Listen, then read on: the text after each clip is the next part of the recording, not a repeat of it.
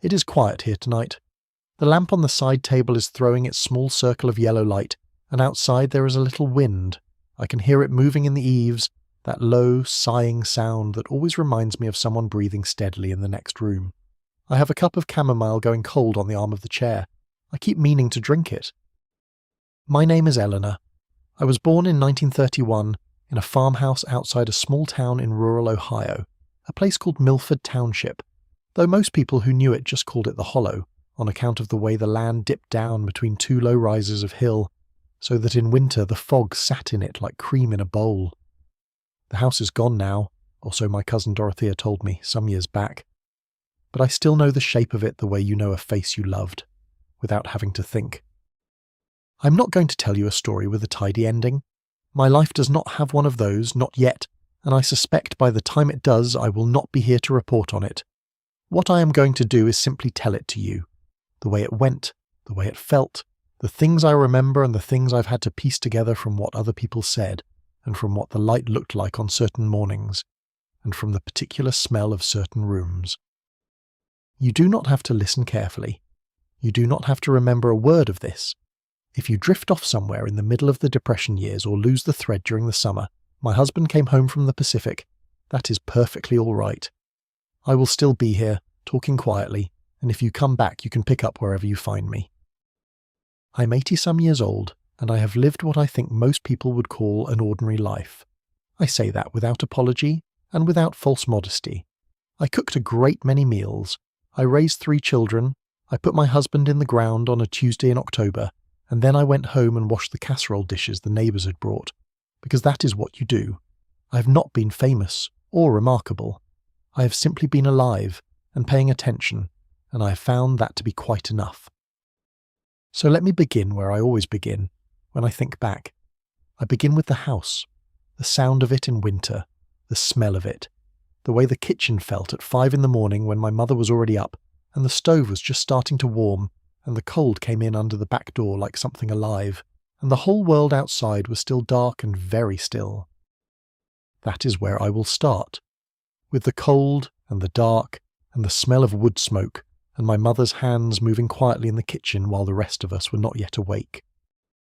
The house was a frame house, white, though the paint peeled in long strips every few years and had to be redone, which was always a summer project.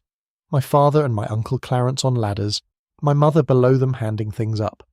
2 stories, 4 rooms downstairs and 3 up. A root cellar that smelled of turned earth and old potatoes. A barn that leaned slightly to the east and had done so for as long as anyone could remember. My father said the barn had been leaning when his father came to the land and his father before that, so the lean was something you trusted rather than worried about. The land around it was mostly flat, which is the character of Ohio, that wide, patient flatness that goes on until you forget to notice it, and then one day you look up and realize you can see 5 miles in every direction without a single thing to stop your eyes. There was a kitchen garden that my mother kept, and a larger field for corn that my father worked, and beyond that a stand of sycamore trees along the fence line, white-barked and enormous, that shed their bark in the winter in great pale sheets. I used to collect those sheets of bark and carry them around as if they were pieces of paper I might someday write something on. Winter is what I remember most clearly. I know summer must have been there. I have photographs to prove it. Myself and my brother Harold squinting into the sun in the side yard. Harold in overalls, me in a white dress that I know my mother sewed because I remember watching her do it, sitting by the window in the evenings when the light was still good. But when I close my eyes and think of that house, it is always winter. The cold settled into the walls. You could feel it in the floorboards when you got up in the morning, that particular quality of cold that is not quite painful but simply insistent, as if the house were reminding you of something you already knew. The kitchen was the warmest room. The cook stove was a wood burner, a big iron majestic range with a reservoir on the side that kept water warm for washing, and my mother ran it from 5 in the morning until after supper, and you could always find the cat crouched on the floor beside it, pressed as close as he could get without actually touching the iron. My mother baked bread on Tuesdays and Saturdays. The smell of bread baking is one of those smells that does something to the back of your throat. It is not just pleasant, It is something more than pleasant. It is a kind of reassurance, proof that the world is still in order, that someone is attending to it. We were 5 people in that house, at the start. My parents, my father Warren and my mother Ida. Though no one called her Ida, everyone called her Dee, a nickname from her girlhood that she'd carried so long the original name felt borrowed. My brother Harold, who was 4 years older than me and therefore a different species entirely through most of my childhood. My grandmother Nettie, who lived in the room at the top of the stairs that always smelled of camphor and something sweet underneath it. Rose water, I think, and who wore her white hair in a braid so long and heavy it seemed to weigh on her. And me, Eleanor May, after my father's mother and no one in particular. My grandmother Nettie had come to live with us when her husband, my grandfather Eldon, died the year before I was born. She was already old to me, always old, the way grandmothers are always old when you are very young. You cannot quite imagine them ever having been children, cannot conceive of them in short dresses running. She sat by her window in the afternoons and read her Bible, and a certain kind of romance novel she kept in a brown paper bag under her bed, which I was not supposed to know about but of course did. She smelled of camphor because she used it on her joints, her knees giving her trouble in the cold. I slept in a room with a slanted ceiling that followed the pitch of the roof, so that on one side I could stand upright, and on the other I had to duck.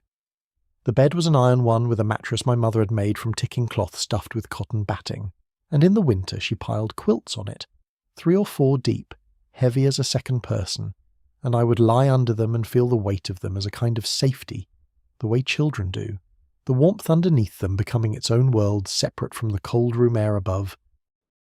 I could hear everything from that room. The house was not built for privacy. The walls were thin and the floors carried sound easily, so that if someone turned over in bed 2 rooms away I heard it, and if my parents spoke in the kitchen at night their voices came up through the register grate in the floor of my room, not the words, only the rhythm of their talking, which had its own comfort. There is a sound that 2 people make when they are talking quietly together late at night, when they think the children are asleep, a sound that is not about any particular words, but only about the fact of 2 people still finding things to say to each other. I loved that sound. The land in winter was a different country from the land in other seasons. Everything went brown and grey and the horizon sharpened, the bare trees in the fence line suddenly visible from the kitchen window, when in summer they had been hidden by their own leaves. The fields turned the colour of the old paper. The pond at the east corner of the property froze, and Harold and I would test it first with sticks, and then with one careful foot, and eventually with our whole weight, sliding on the ice in our boots because we had no skates, though we described what we were doing as skating to the other children at school. My father was a quiet man. I understand that now in a way I could not have understood when I was young. When you are a child, your father simply is. He's not compared to other fathers, not measured against what men might be. He's simply the particular man who sits at the head of your table and smells of tobacco and machine oil, and sometimes, on Sundays, of the brilliantine he combed into his hair. My father's name was Warren, and he had his father's heavy jaw and his mother's dark eyes, and he was not a man who talked very much, but when he did say something, you generally believed it. He worked the land in a way that seemed personal, not mechanical. I do not mean to make it poetic.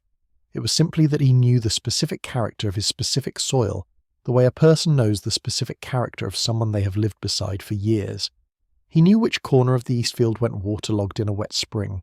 He knew where the ground rose just enough to drain well, and he planted his corn accordingly.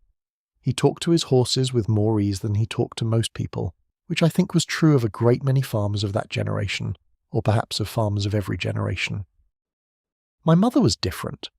My mother was the talker, the one who carried information between people, who knew what was happening in 3 neighbouring farms, who remembered the birthdays, who wrote the letters, who put her hand on your arm when you were sad before you had quite realised you were sad yourself.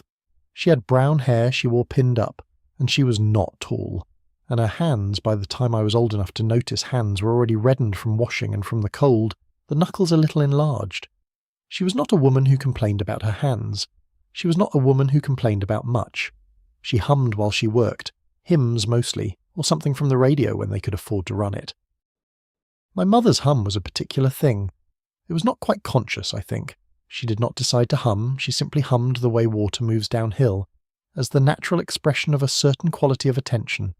She hummed when she was content, and she hummed when she was concentrating, and she hummed when she was slightly worried, though the hums sounded different in each of those states, and I could read them as precisely as words. On mornings when the hum had a flat, distracted quality, I knew something was on her mind, some number that wasn't coming out, some neighbour's difficulty she was trying to think around. On mornings when it had a shape to it, a real melody, I knew things were all right. The house smelled of wood smoke and lye soap and bread, and something else I have never been able to name exactly, a smell that belonged only to that house, that I have smelled fragments of in other places, an old wooden building on a cold day, a certain quality of plaster, the particular way cold air comes in under a door, and when I catch that smell even now I am back there before I know what is happening, back in the kitchen, with the majestic stove ticking, and the cat crouched low on the floor and my mother humming to herself, and the whole world outside quiet and white and still. Sunday mornings were different from the rest of the week. My father shaved, a production that involved a straight razor and a badger hair brush and a cake of shaving soap that I was allowed to smell but not to touch, and my mother put on her good dress, and we all went to the Methodist church 3 miles away in the wagon, and then, when I was about 8, in the truck my father had bought used from a man in the next county.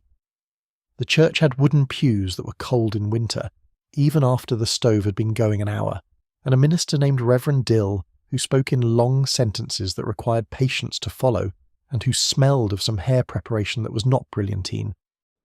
I sat in church and looked at the light coming through the windows, plain glass, not coloured, and the winter light came through it at a low angle, and made parallelograms on the pews and on people's coats and hands. I thought about the light more than I listened to Reverend Dill most Sundays, which I believe was acceptable to God if not to the Reverend. The light was always doing something interesting. It moved so slowly you could not see it moving, and then you looked up, and it was somewhere entirely different from where it had been. That is where I began. That is the ground everything else grew from. A frame house leaning slightly east in the cold Ohio winter, 5 people breathing in it, the smell of bread, the sound of my parents' voices through the floor grate, the weight of quilts, the Sunday light making its slow journey across the pews. It seems very little from this distance. At the time, it seemed like everything there was. There was a smell the cellar had in winter that I have never encountered anywhere else in exactly that form. It was the smell of earth that has been enclosed. Not musty, not unpleasant, but dense, concentrated, as if the cellar were holding the summer in it. All the work of the growing season compressed into the smell of the cold dark. My mother kept her canning down there, row after row of glass jars on wooden shelves, and in the lamplight each jar had a particular colour. The deep red of tomatoes, the pale gold of applesauce, the dark wine of pickled beets. I was sent down there sometimes to fetch things, and I always paused for a moment in the cold and looked at those jars. They seemed to me, at 5 or 6 years old, like a form of magic. Summer translated into glass, held in trust against the winter. The barn smell was different from the house smell and different from the cellar smell. It was warm and animal and particular, the smell of hay and old wood and the horses, 2 of them, a roan named Red and a bay named Lincoln, who had an expression of dignified fatalism that I found entirely convincing. My father spent a great deal of time in the barn in the early mornings and late evenings, tending to the animals with a routine so fixed it had become invisible, the way breathing becomes invisible. I used to follow him sometimes when I was small enough that following him seemed like a reasonable thing to do. He didn't say much on those rounds. He moved from task to task with a quiet efficiency, and I moved alongside him, and the barn in the early morning with its warm animal smell and the sound of the horses shifting in their stalls, and the dim light coming through the one dusty window, was its own world, complete and sufficient. Harold was the kind of older brother who did not ignore you so much as fail to register you as requiring special treatment. He was not unkind. He simply proceeded through his own life, and I observed it from a slight distance, which was educational. I learned from watching Harold how farm boys move through the world, with a certain physical confidence and an economy of gesture that came from doing real work. By the time he was 12 or 13, he was genuinely useful, in ways I was not yet useful, and he knew it without making a point of it, which was its own kind of grace. The county road at the edge of our property was unpaved until 1939, when they did something with gravel, and before that it was the kind of dirt road that became impassable in certain weathers, too muddy in the wet season, too rutted in the dry. You could hear the cars that came along it from a long way off, which was itself a kind of entertainment. There were not many cars. The mailman's truck came every day except Sunday. The milk truck came twice a week. Other vehicles were events, and we registered them accordingly. I was 2 years old in 1933. I have no memory of 1933 that I can trust as memory, and not as something I was told later, and then believed so fully it became memory. But I know what 1933 was, and I know what the years around it were, because they shaped the texture of everything that came after in ways that took me decades to fully recognise. We were not the worst off. I want to say that clearly, because there is a difference between suffering and simply living carefully, and we lived carefully. My father had the land, which meant he could grow food, which meant there was food. That was not nothing. That was, in fact, a considerable thing in those years, when men in cities were standing in lines for bread that someone else had baked, when fathers were walking away from their families because there was nothing left to give them, and the shame of that was more than they could carry. We did not face that particular shame. We faced other things. Money was something that existed in theory. I understood this by the time I was 4 or 5, understood it the way children understand things before they have the words for them, by the quality of the silence that came after certain conversations, by the way my mother's face went still when she was working out whether we could afford something. A new pair of shoes for Harold, who had grown again and grown fast, as boys do. A doctor's visit when I had an ear infection that went on too long. The property tax which came due in spring and was discussed all winter, the way you discuss a distant relative who is coming to stay, and whose visit you are not entirely looking forward to. My mother kept what she called the household ledger, which was a small book bound in marbled paper that she kept in the kitchen drawer with the string and the rubber bands. Every week she wrote in it, in her small, careful handwriting, what had come in and what had gone out. I found that ledger years after she died when we were clearing the house. Most of the entries from the Depression years were in black ink except for certain ones she had made in red. Purchases she considered, by some standard visible only to her, a kind of extravagance. A can of coffee was sometimes in red, a bolt of printed cotton fabric. Once, memorably, 15 cents spent on a hair ribbon for me that I wore until it was threadbare and then kept in a box for another 10 years after that. The ledger was where she made the numbers come out. She wrote it in the way a mathematical proof is written. You begin with what you have and you arrange things until they are true. We need these things. We have this much. Therefore we do the following. She grew vegetables in the kitchen garden that she canned in glass jars in August and September. The cellar shelves filling with rows of tomatoes and green beans and pickled beets and apple sauce, each jar labelled in her handwriting.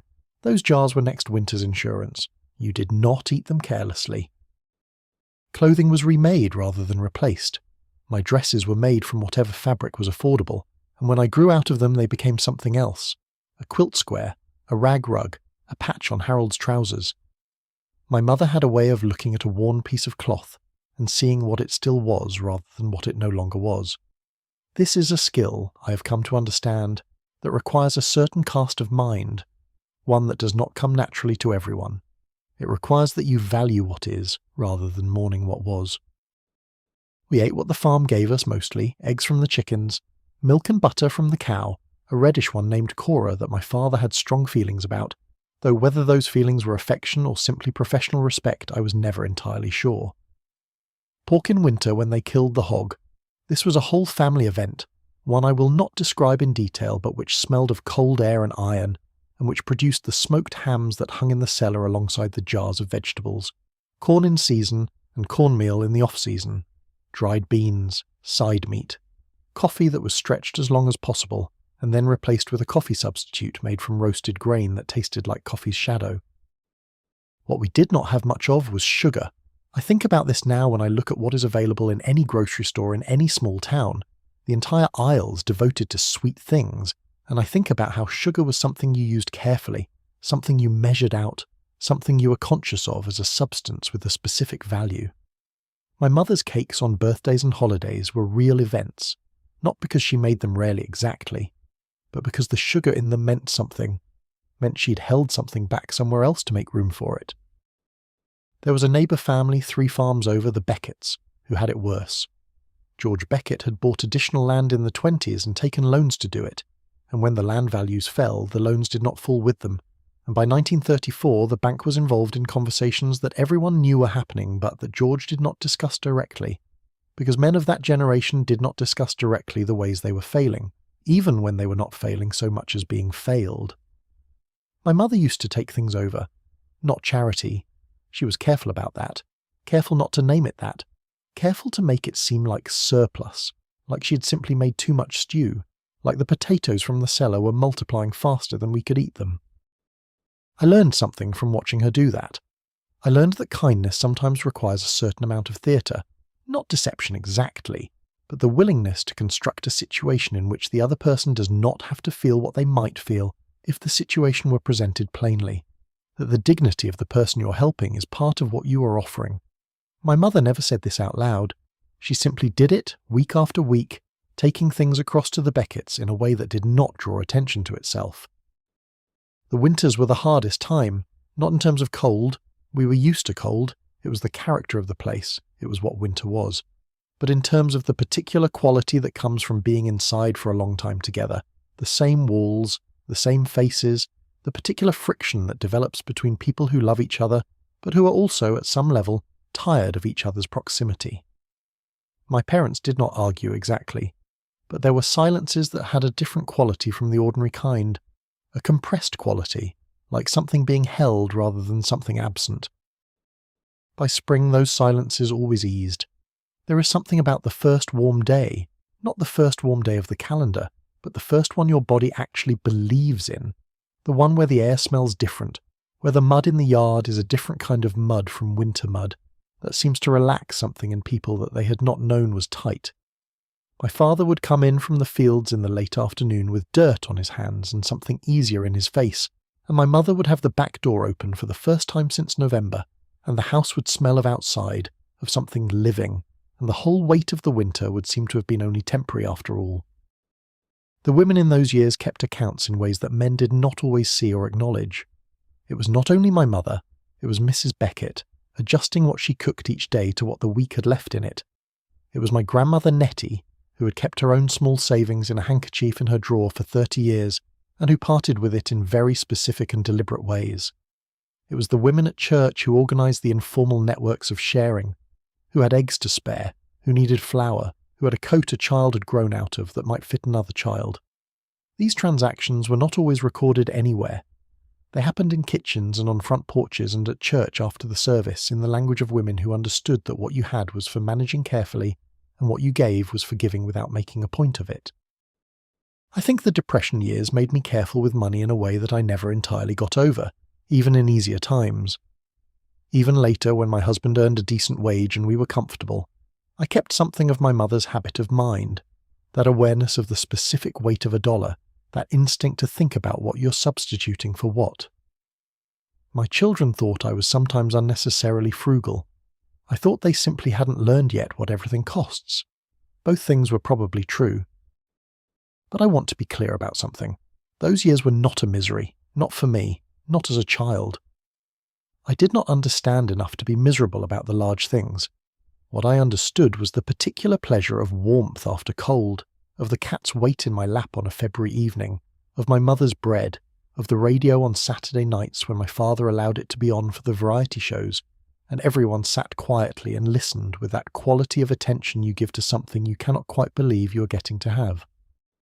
There was a programme we listened to on Saturday evenings that featured a comedian whose name I no longer remember, a man with a high, quick voice who told jokes about the very things that were making everyone's lives difficult, the lack of money, the difficulty of making ends meet, and somehow made them funny.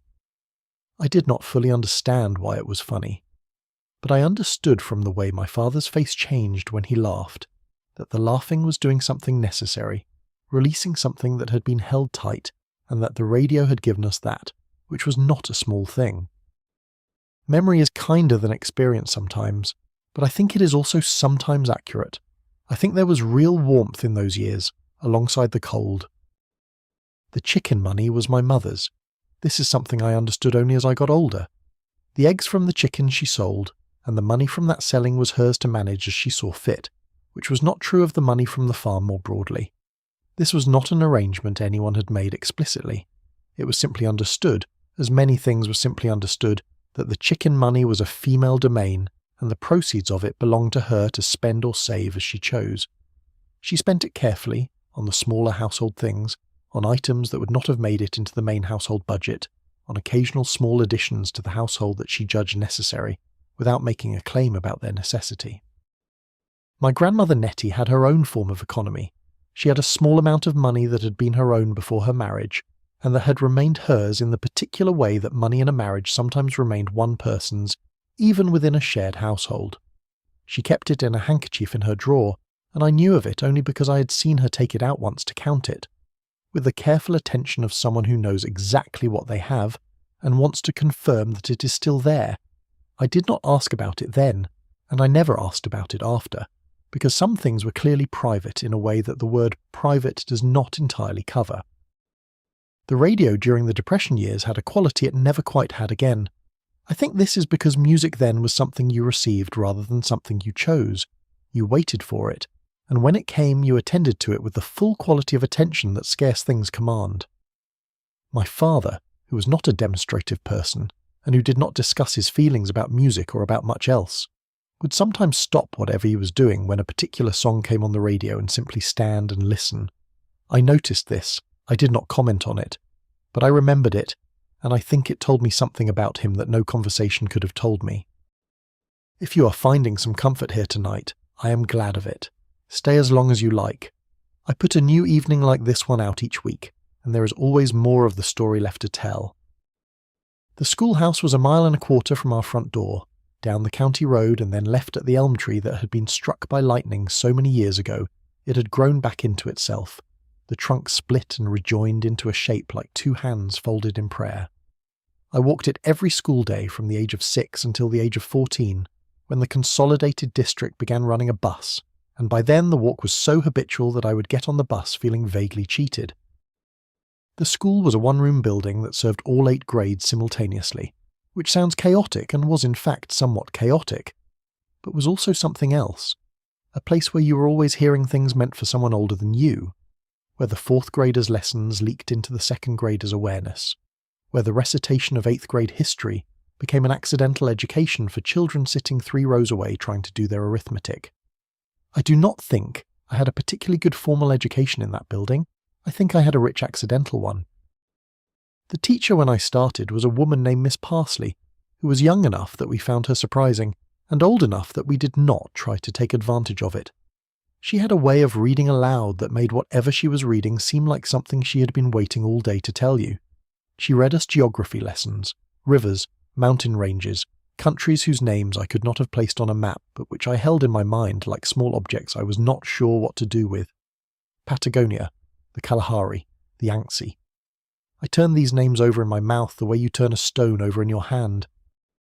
It was through Miss Parsley that I first began to understand that the world was vastly, incomprehensibly larger than the 1.25 miles between our farm and the schoolhouse.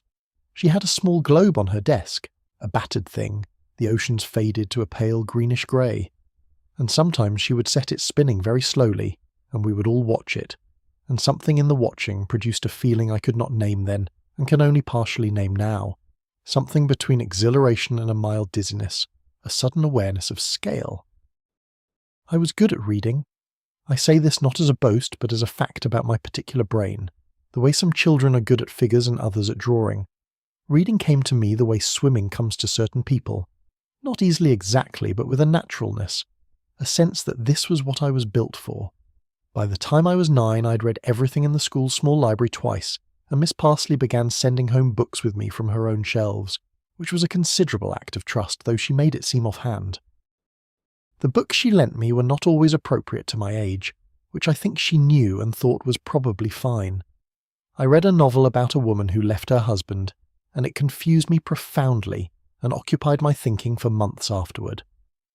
I read a book about the Lewis and Clark expedition that I liked so much, I copied passages from it into a notebook in my own handwriting, which is something I had never done before, and which I think came from some instinct about how to hold on to something you do not want to lose.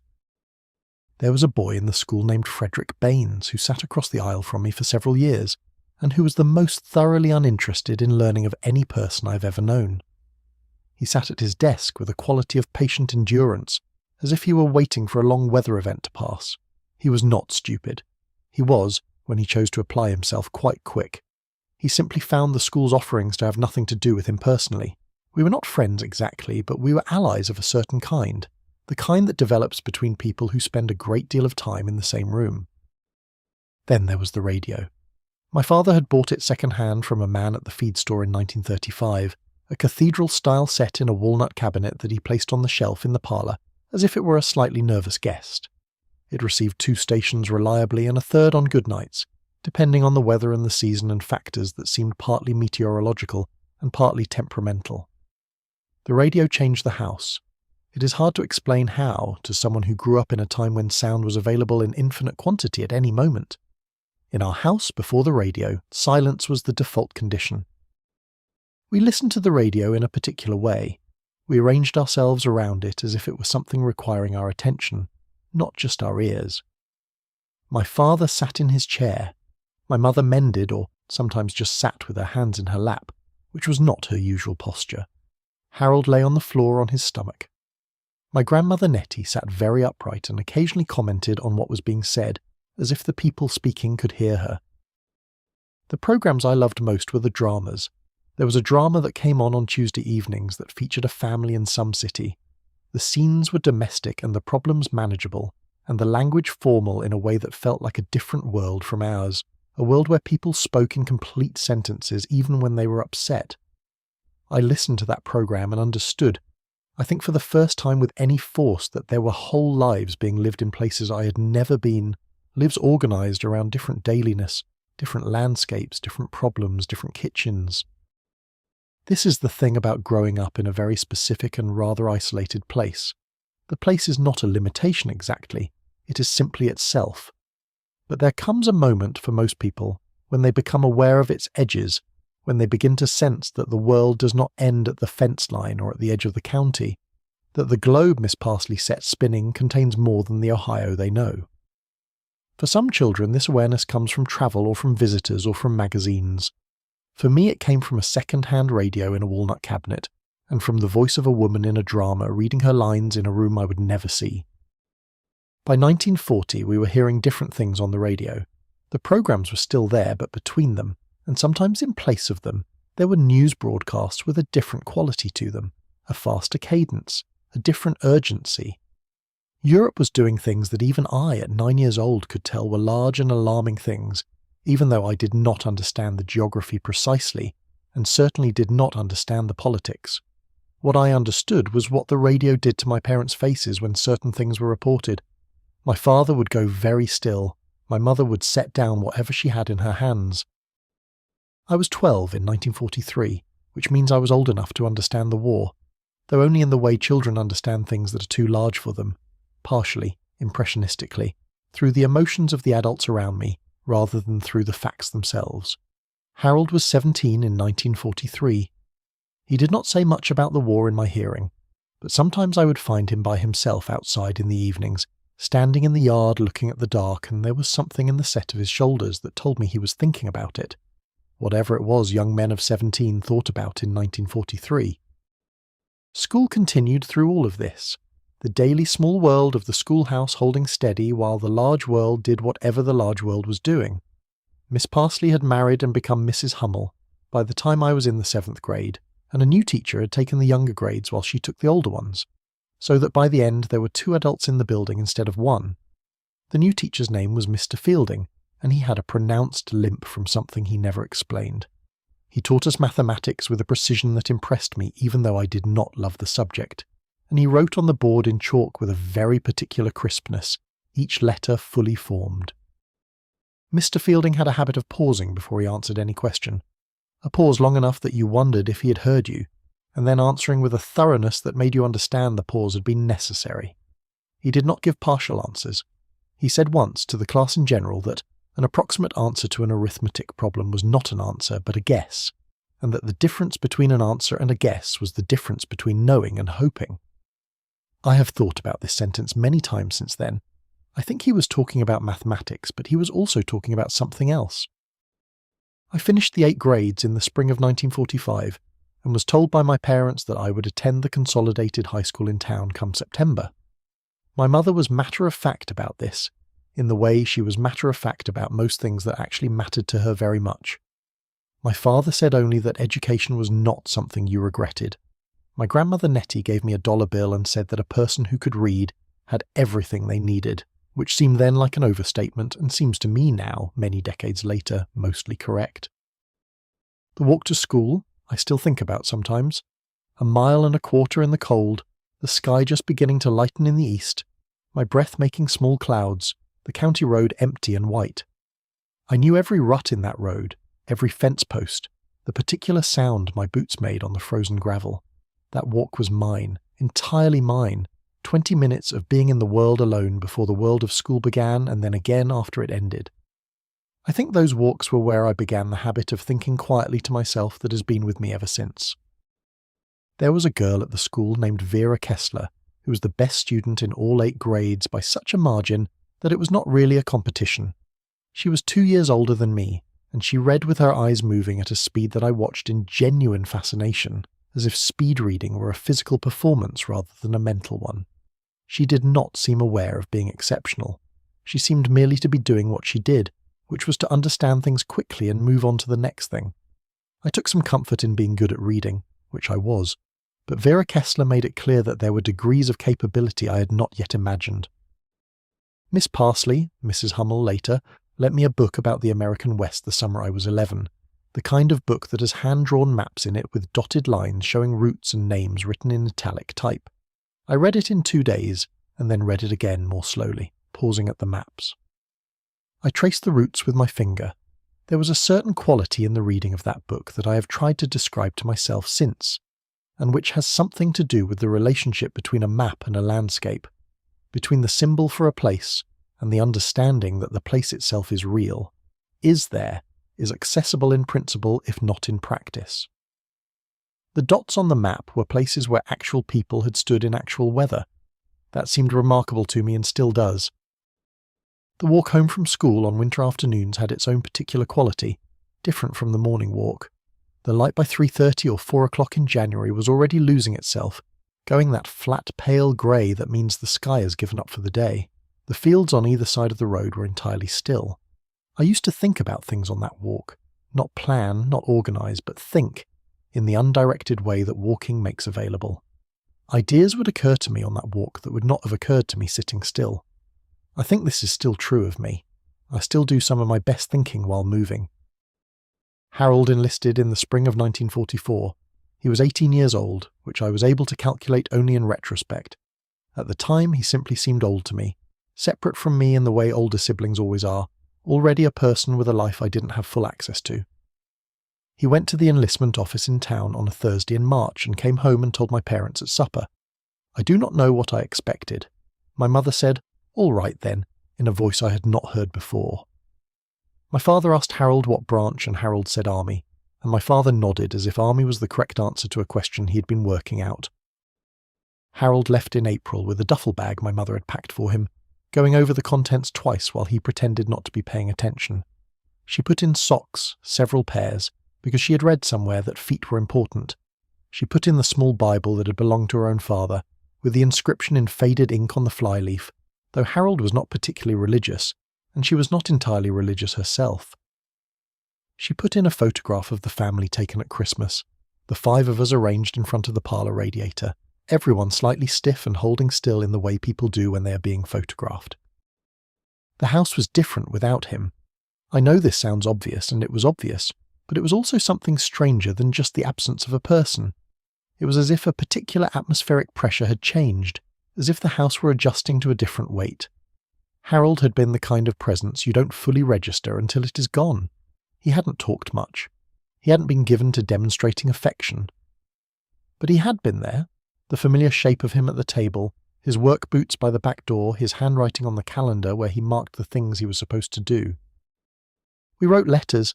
My mother was the primary correspondent on our side, writing Harold every week in her small, careful hand on the ruled paper she kept in the kitchen drawer.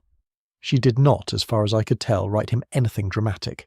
She wrote him the things that were happening on the farm, the state of the cow, the progress of the kitchen garden, what the neighbours were doing, small facts that would not worry him and would remind him of what was still here. I think now that this was a considered choice, that she thought carefully about what a young man needed to hear when he was far away, and decided it was not news he could do nothing about, but rather the continuing evidence that the world he had left was continuing. Harold's letters back were infrequent and brief, and told us very little, which was partly the censors and partly Harold's nature. He mentioned the food, usually to note its specific inadequacies. He mentioned the weather. He mentioned one or two men he had befriended by first name only, and from those names I assembled partial imaginings of people I never met and never would. One was called Donnelly, and was from somewhere in Pennsylvania, and was apparently very good at cards. The other was called Pete, and Harold mentioned him less frequently as the months went on, which was a fact I noticed and did not ask about. On the home front, and that was a phrase we used, it came from the radio, it came from the posters in town, there was the rationing.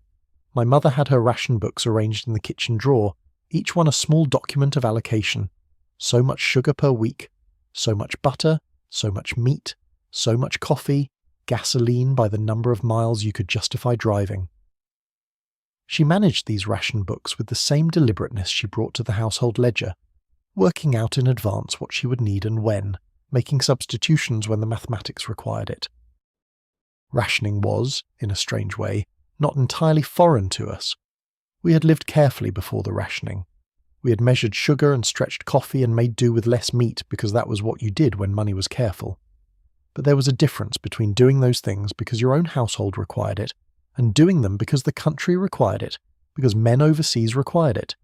That difference was not small. It was, I think, part of what made the home front a real place rather than just a phrase. We kept a small victory garden in the front yard, which before the war had been grass and a few flower beds my mother maintained with the mild embarrassment of a practical woman allowing herself a small luxury. The flowers were dug up and replaced with vegetables, more tomatoes, beans, lettuce, a row of beets whose colour in the ground always seemed to me disproportionately hopeful. My mother did not give up all the flowers. She kept a strip of zinnias along the fence that she had grown from seed every year for as long as I could remember. But the garden had a new purposefulness about it that the flowers didn't have. There were women in our community who had husbands overseas as well as sons. There was Mrs. Roper, whose husband had gone over with the first wave and who ran the farm by herself with the help of her daughter Arlene, who was a year ahead of me in school. There was Mrs. Fenwick down the road, who had 3 boys in service and who went to church every Sunday, and came out of it looking neither better nor worse, which I thought showed considerable fortitude. These women did not talk much about being afraid, or if they did not talk about it in front of the children, but you could see it sometimes, in a quality of stillness that came over them when someone mentioned something they hadn't anticipated. I was 13 in 1944, 14 in 1945. I was at the high school in town by then, riding the bus in and out each day, which felt like a kind of emancipation, and also like a new territory I was still learning the customs of. The high school had more students than I had ever been in a room with, which sounds simple but was in fact somewhat disorienting. The sheer number of people, the corridors between classes with everyone moving in the same direction at the same time, the lockers with their particular metallic clang. I had made 2 friends by November of my first year. Agnes Thurber, who had red hair that she wore in a thick braid, and who was straightforward in a way I found immediately restful. She said what she meant and meant what she said and did not require you to decode her. And a girl named Dolores, who everyone called Dolly, who was funny in a way that could get you in trouble in class if you weren't careful, a quick wit that landed before she had fully thought about where it would land. Dolly married at 17 and moved to Columbus, and I lost track of her within a few years. Agnes I kept. The war was present at the high school in the way it was present everywhere, not as a constant topic of conversation, but as an atmosphere, a quality the air had. One boy in my year, a boy named Kenneth Schott, who sat behind me in English class, had a brother who had been listed as missing, and he came to school one day in October looking as if he had been wrung out, and nobody said anything direct to him because we did not know how. That particular silence was not comfortable, but it was what we had. The not saying was its own kind of attending. My mother continued writing to Harold every week. I wrote to him sometimes too, in the manner of a 13-year-old who has been told this is a kind thing to do. I told him about high school, about the teacher who mispronounced a word I knew the correct pronunciation of, about the bus ride, about Agnes and Dolly. In retrospect, these letters were probably of limited comfort to a young man in the Pacific, but they were what I had to offer, and I offered them. The summer of 1945 had a particular quality that I have tried many times to describe and still not quite gotten right. The news was changing. You could hear it in the radio programs, a different pitch to things, a sense of momentum. And then in August the whole thing shifted, and the war was over, and what I remember is not celebration exactly, but a kind of slow exhale, a collective letting out of something that had been held for a very long time. My mother sat down at the kitchen table and was quiet for a moment in a way that was different from her ordinary quiet. Harold came home in November of 1945. He was thinner than he had left, and there was something in his eyes that was different, though I was 15 and did not have the vocabulary for what was different about them. He came through the back door with his duffel bag, and my mother hugged him for a long time, and my father shook his hand and then hugged him too, which I had not seen my father do before. I stood to one side, and Harold looked at me and said, "You're taller," and that was that. We were all back at the table together again, and the house had its particular pressure back, and my mother made a pot roast that evening. The pot roast that November was not remarkable by any technical standard. My mother had made hundreds of pot roasts over the years, and they were all good in the same reliable way. But that one had a quality that came from the fact of its occasion. Harold sitting at the table again, the five of us again, the chair that had been empty for 18 months now occupied. The beef was tender from a long afternoon in the oven. The carrots were soft. The smell had filled the house for hours before anyone sat down. That meal was the smell of being on the other side of something, and I have never forgotten it. The scrap drives were a feature of those years that I remember with a particular vividness. The school organised them, and the church organised them, and there were posters in town explaining what was needed.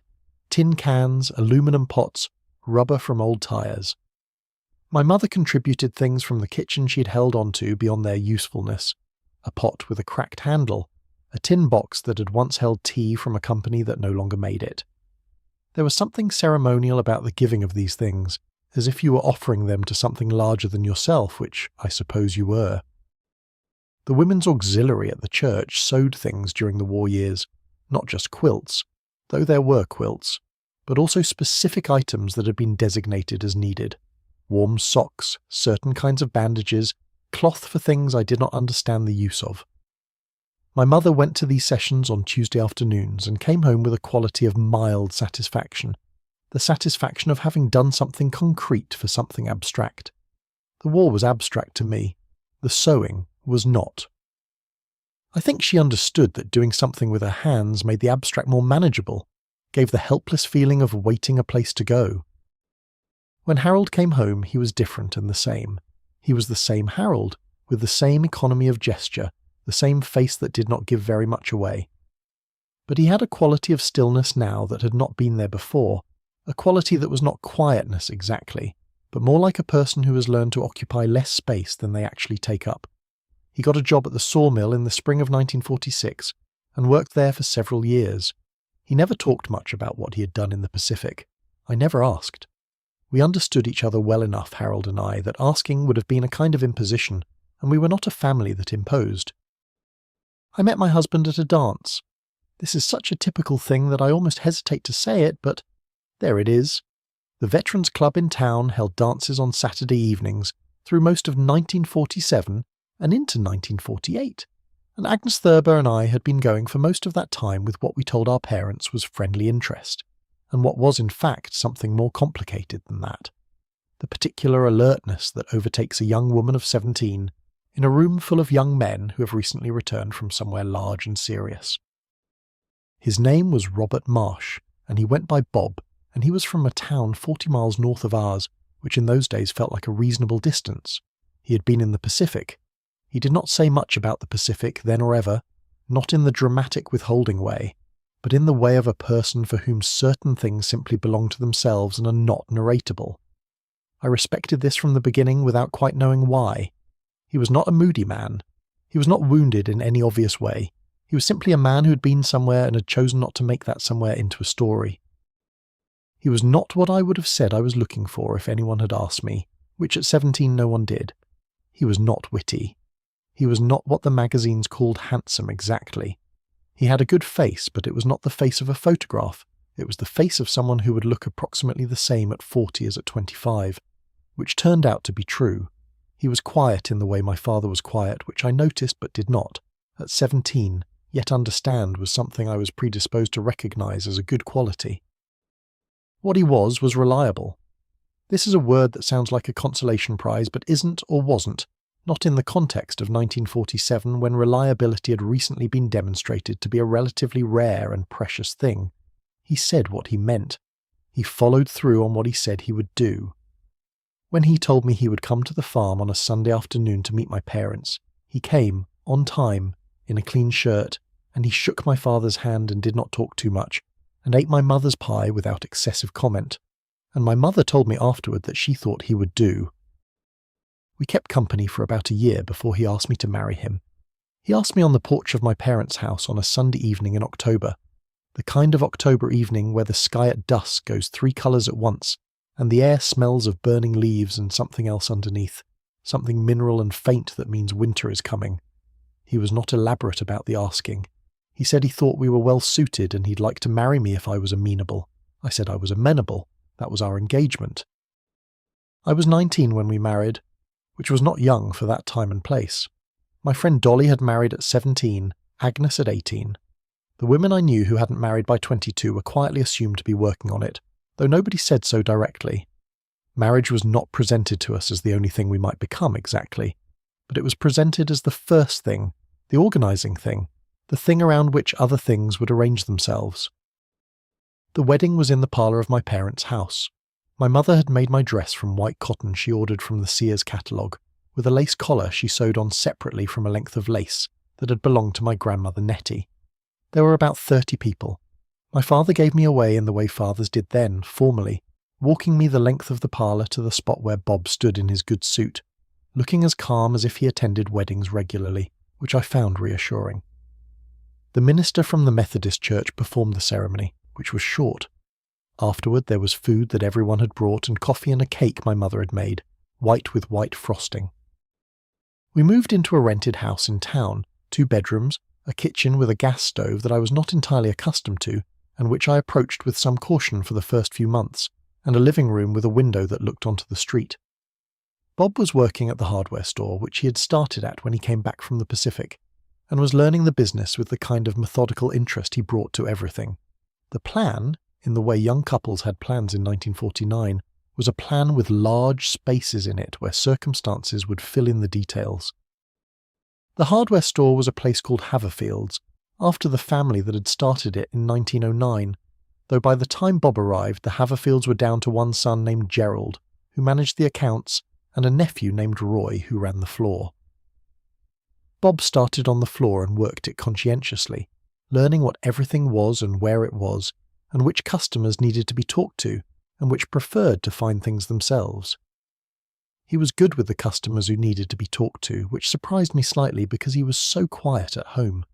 He had a different quality in that context, a patient helpfulness that I came to understand was something he valued about himself. What marriage looked like then, in that town, in that time, was something I think is hard to describe without either making it sound worse than it was or better than it was. It was a partnership, though that word wasn't used. The word that was used was simply married, which was understood to contain within it a whole set of arrangements that didn't need to be specified, because everyone already understood them. He worked. I kept house. He earned the money. I spent it carefully. These arrangements were not presented to us as arbitrary. They were presented as natural, as the way things had always been. And in many ways they were natural to me, or felt natural at the time. I had grown up watching my mother run a household with what I now recognise as considerable skill, and I had absorbed that skill the way children absorb the native language, without formal instruction, by proximity and repetition. I could keep a house. I could cook. I could stretch a dollar in the way my mother had taught me, not consciously but by example. These things did not feel like limitations. They felt like what I knew how to do. The first years of a marriage are a period of learning that is so intensive it can feel like cramming for an examination, except that there is no exam, only the ongoing reality of it. You learn things about another person that you could not have known before living with them, how they are in the morning before they have had their coffee, which in Bob's case was quiet in a different way from his ordinary quiet, a quieter quiet. How they handle a difficulty.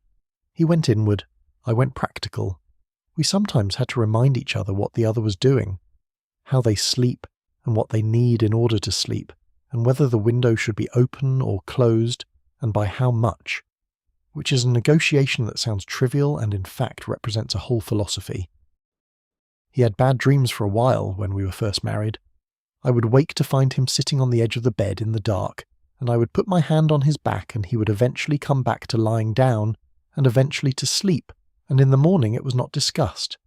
This was the arrangement, not an evasion but a kind of mercy, the understanding that certain things did not require narration, that some difficulties resolve themselves better in silence than in speech.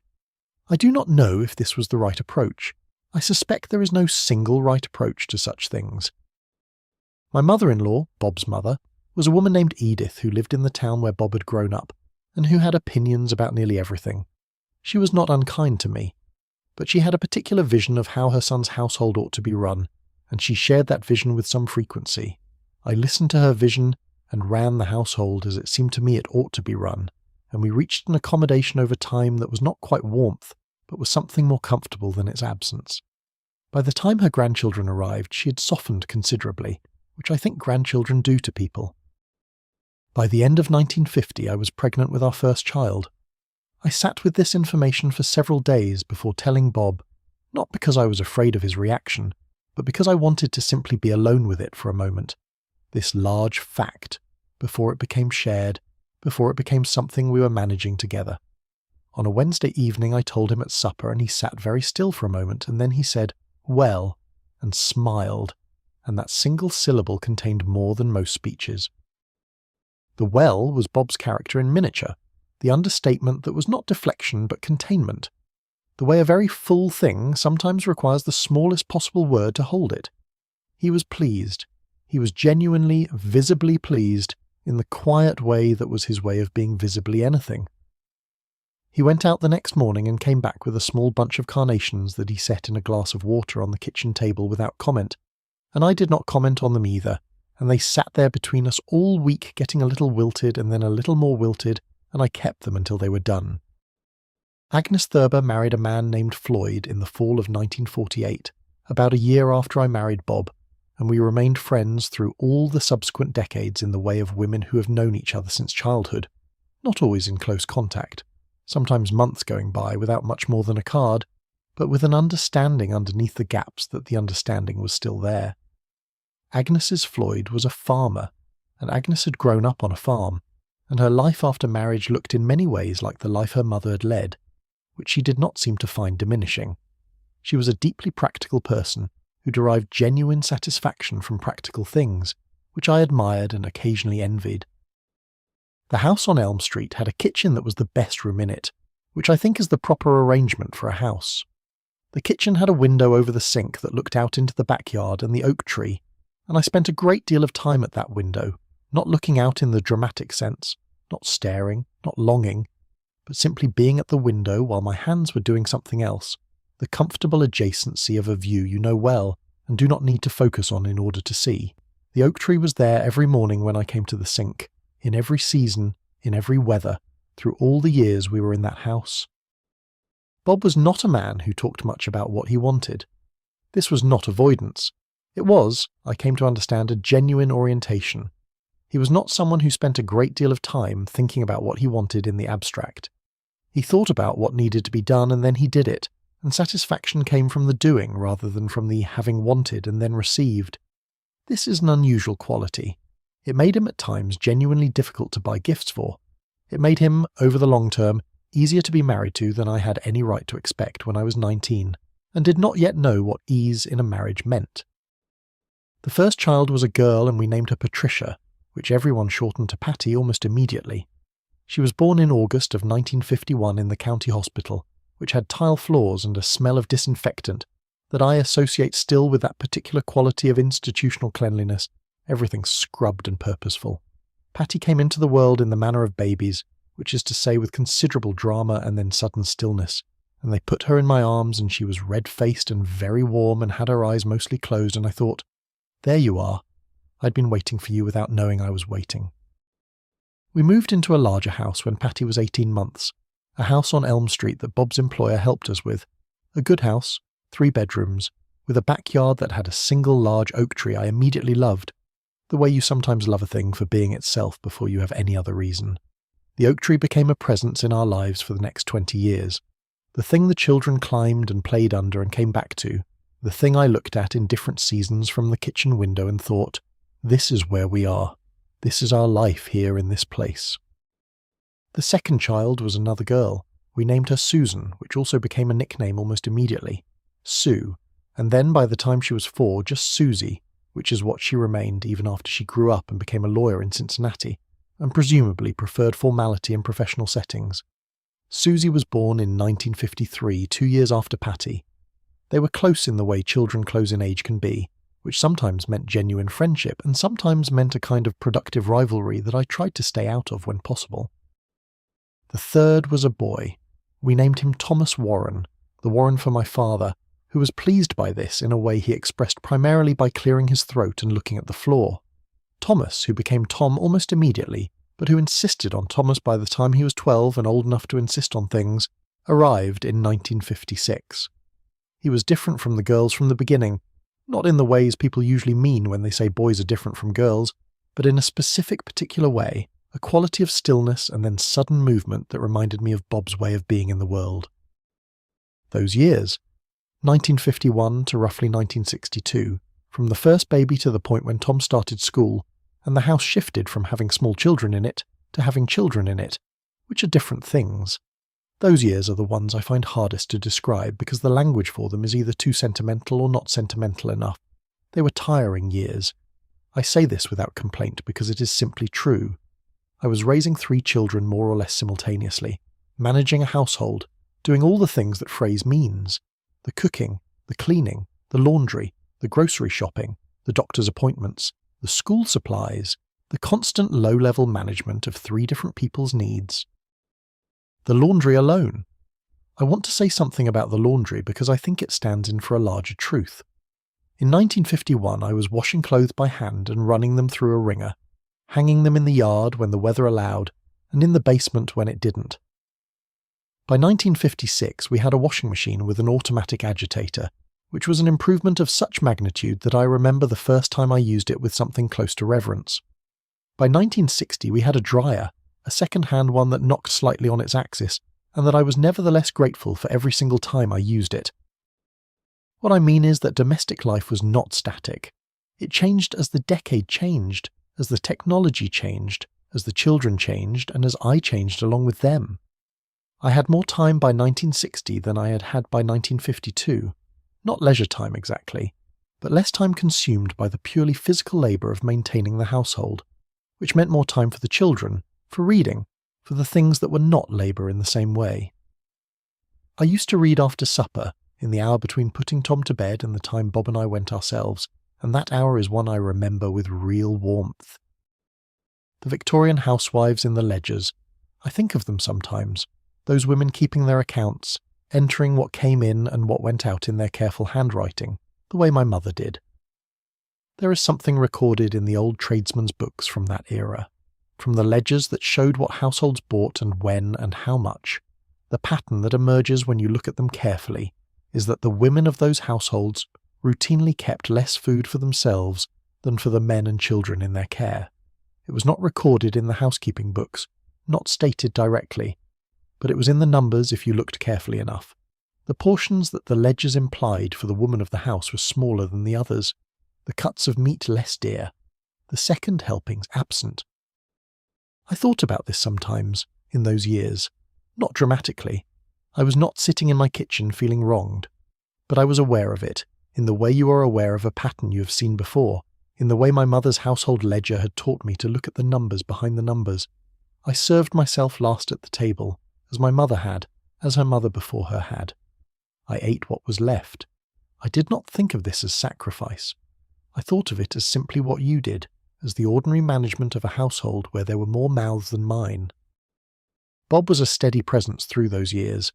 He came home from the hardware store at 5:30, and he ate what I'd cooked, and he helped with the children in the evenings, in the way that fathers of that time helped. Not the primary person, not the one who'd been with them all day, but present, reliable, a second adult in the house who read stories and fixed bicycles and said no to things I'd already said no to, and yes to things I'd already said yes to, so that we maintained a reasonable consistency. The beautiful ordinary days, I want to say something about those because they are what I think of most, not the holidays or the milestones, but the regular days, the Tuesday mornings, the Saturday afternoons in the backyard, the way the light came through the kitchen window in October and made everything it touched look provisional and particular. Patty at the kitchen table doing her homework with the end of her pencil in her mouth, a habit she never entirely lost. Susie sitting at the top of the stairs calling down questions she already knew the answers to because she simply wanted the connection. Tom in the backyard with a stick and some elaborate imaginative project that he'd described to me in detail. Bob on Saturday mornings working in the yard with a portable radio on the back step, the transistor kind by then, which he'd bought at his own store at cost. He was not a man who listened to music much, but on Saturday mornings he would put the radio on and leave it playing whatever it was playing, and I would hear it through the kitchen window while I was doing the breakfast things. It was one of the signals that told me the week had ended and the weekend had its own quality, its own atmosphere. I made mistakes with the children. Every parent does, and I'm not going to pretend otherwise. I was too quick to smooth things over sometimes, too inclined to resolve a difficulty before it had time to teach whatever it was trying to teach. I was not always patient. I had mornings when I was short with Patty when Patty didn't deserve it, afternoons when I said something to Tom that I would have done better to leave unsaid. I gave Susie more responsibility than was perhaps fair to her as the middle child, the one who could always be counted on to accommodate. But I also, and I believe this honestly, not as consolation, I also loved them in a way that was particular and genuine, and that I expressed in the ways I knew how to express it.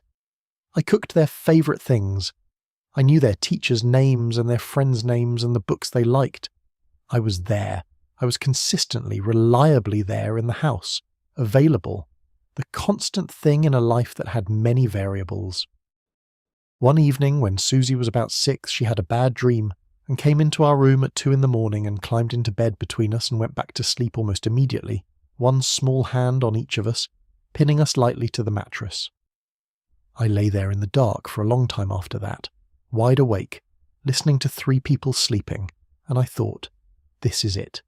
This is the thing. This is what all of the days are for. Not any particular day. All of them.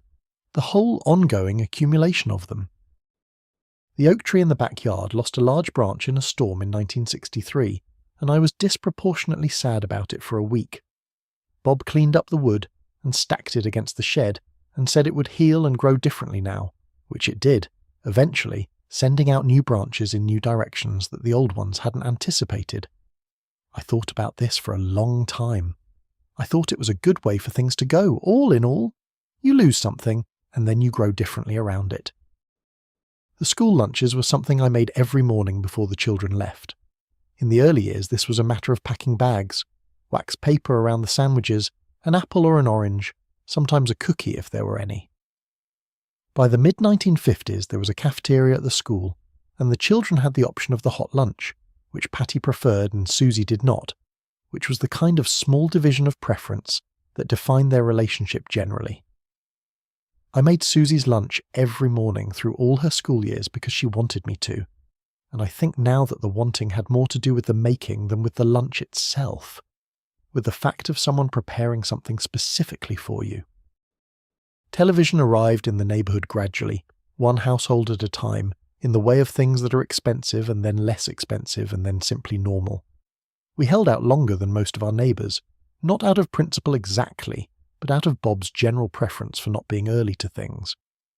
When we finally got the television, it immediately became the organising principle of certain evenings, which was not entirely what I had anticipated. The children watched it with a quality of absorption that was different from the absorption they brought to reading, more passive, more receptive. I watched with them sometimes, and sometimes did not. The dinners I cooked through those years were not elaborate. I want to say this clearly because I think there is sometimes a romanticism about the cooking of that period that is not entirely accurate. The casseroles, the pot roasts, the meatloafs, the vegetables that came from a can. This was ordinary cooking, the cooking of a woman who needed to feed 5 people on a weeknight without spending more than a reasonable amount of time or money on it. Some things I cooked well, from long practice. Some things I cooked acceptably. I was not a woman who considered her cooking an artistic expression. I was a woman who made food available on a reliable schedule, which is a different thing and not a lesser one.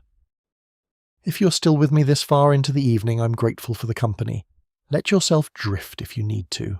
I will keep talking quietly, and you can find me again whenever you like. Somewhere in the early 1960s, a thing happened that I have never quite been able to put into the right words. The world I had grown up expecting, the world I had built my adult life inside, began to seem as if it had been only one version of the world rather than the world itself. The radio, and then the television. We got a television in 1959, a large thing in a wood cabinet that Tom regarded with complete devotion, brought in a different atmosphere, or made the atmosphere that had always been there visible in a new way. I was not political. I want to be accurate about this. I read the newspaper and I voted and I had opinions about things, but I did not organise my life around opinions the way some people do, the way the 1960s seemed increasingly to require you to. The children were in school through most of that decade, and what the schools were doing and how they were doing it occupied more of my attention than the larger arguments happening on the television.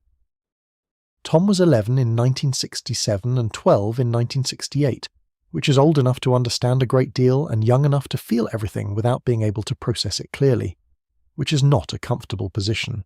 He would sit in front of the television with a quality of attention I found simultaneously encouraging and worrying, the kind of attention that tells you a child is forming ideas.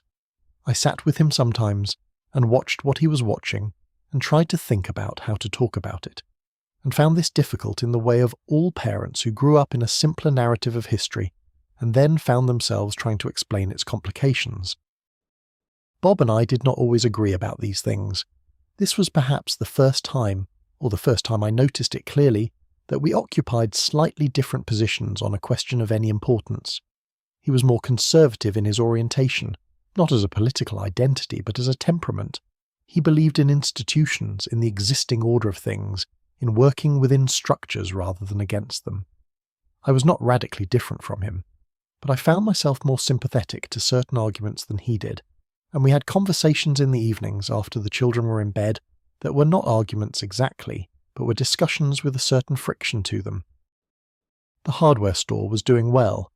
Bob had become a partner in the business by 1963, having put in 15 years of reliable service that had made him indispensable in the specific way that quiet, competent people become indispensable, not loudly, not by making claims on behalf of their own value, but by simply being the person everyone counted on. He took some pride in this, measured pride, the kind that does not need to name itself.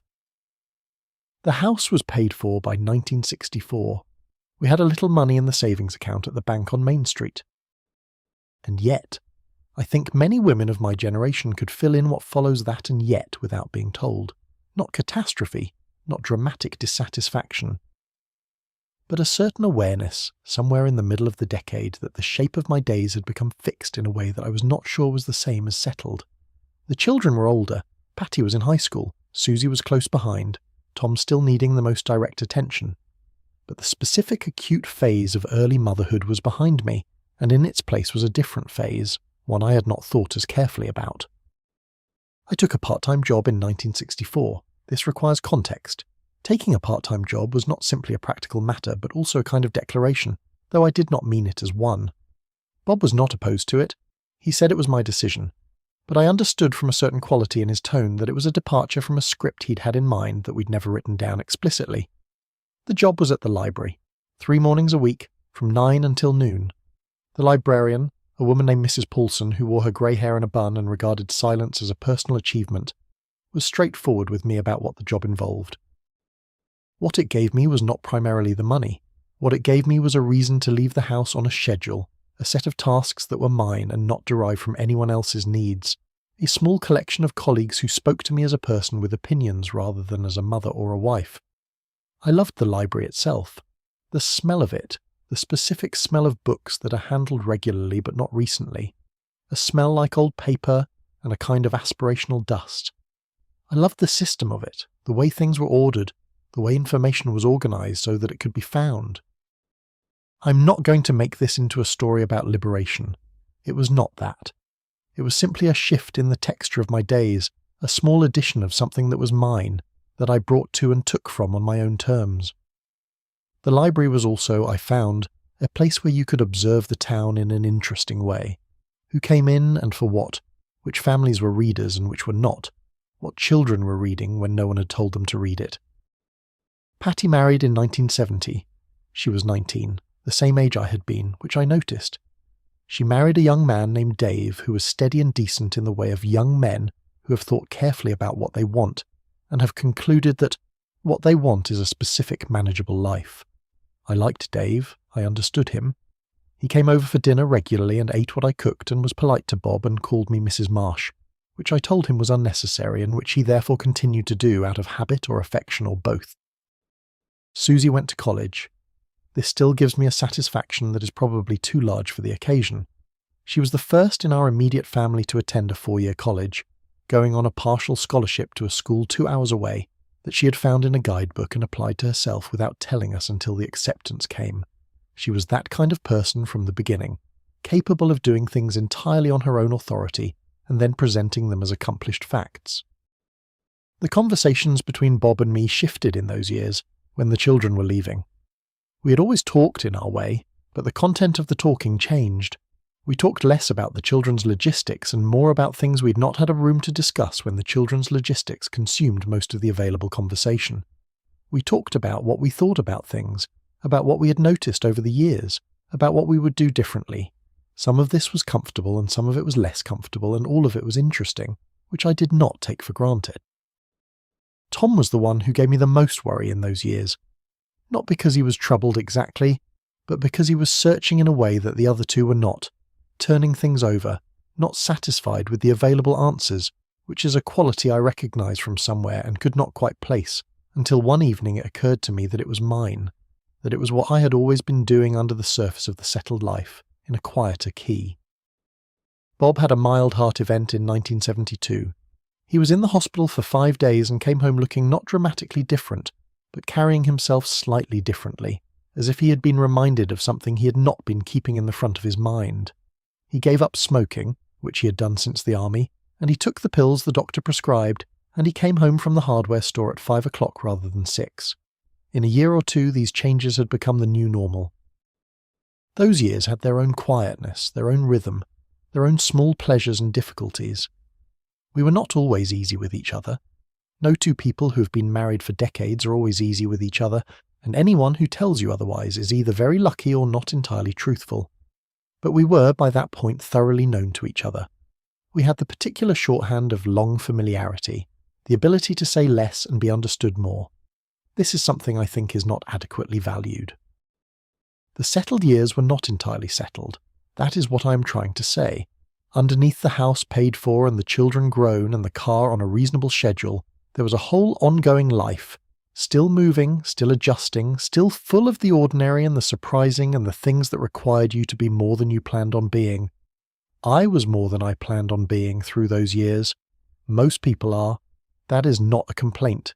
That is, I think, simply the nature of being alive long enough to understand what that means.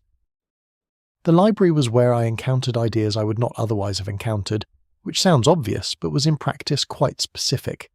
The women who came in on Tuesday mornings were a particular group.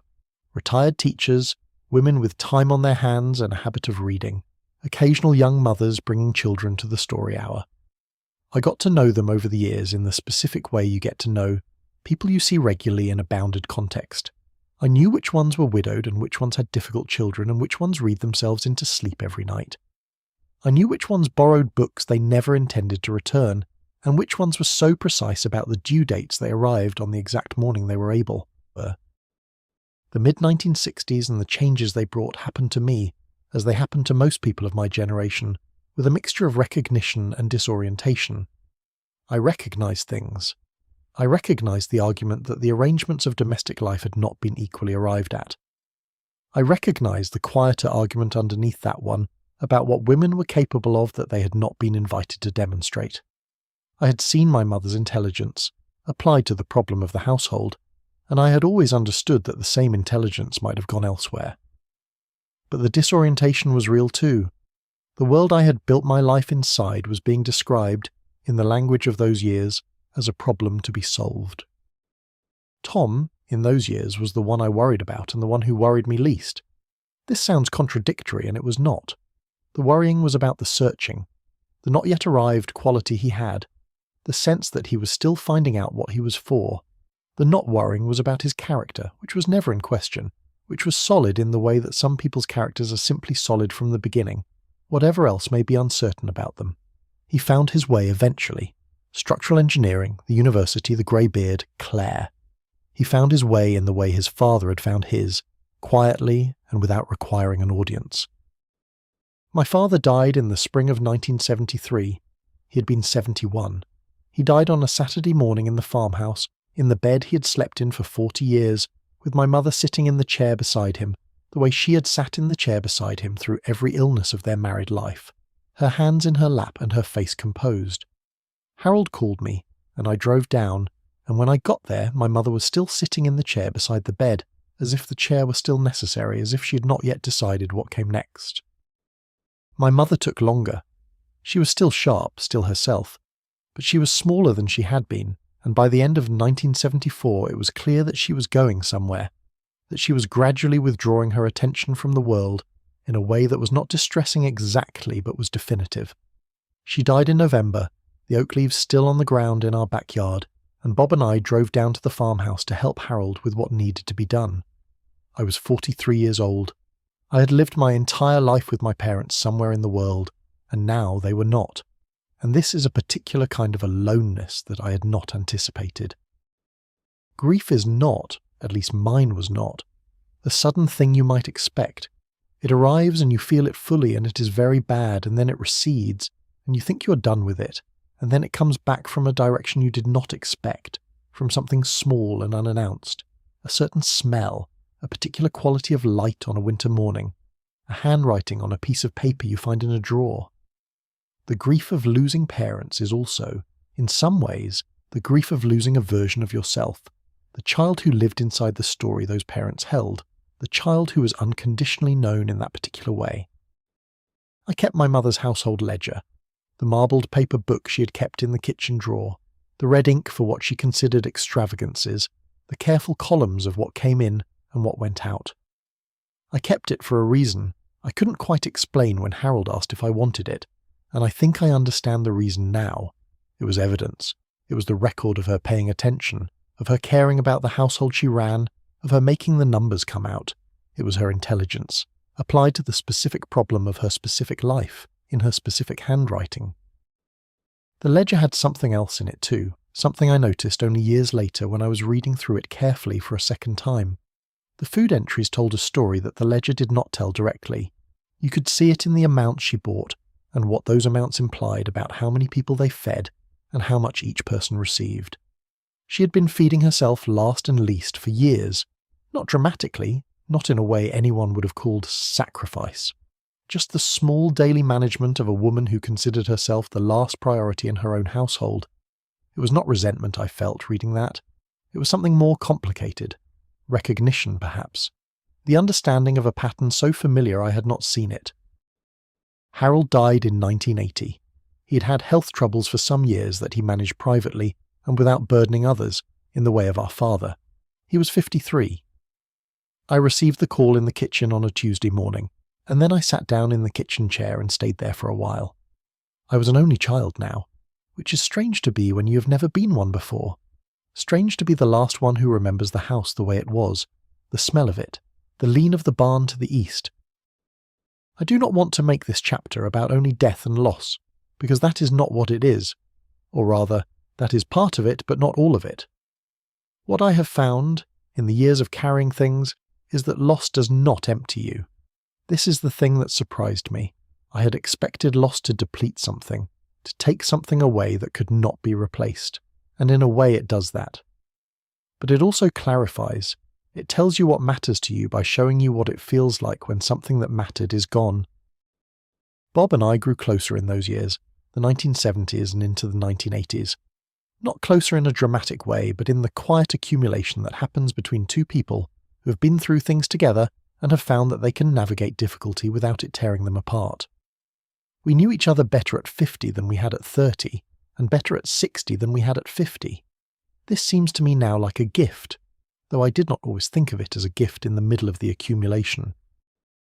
There were grandchildren, Patty's children first, 2 of them, a girl and then a boy, arriving in the mid-1970s, then Susie's 2. Tom married late and had 1 child, a girl named Claire who was born in 1988, when Tom was 32, and who is currently the specific granddaughter most likely to call me without a particular reason, just to talk, which I regard as one of the great luxuries of my late life. Being a grandmother is a different thing from being a mother, and I think this difference is underreported. The intensity is the same, but the anxiety is different, lower somehow, or at least different in character.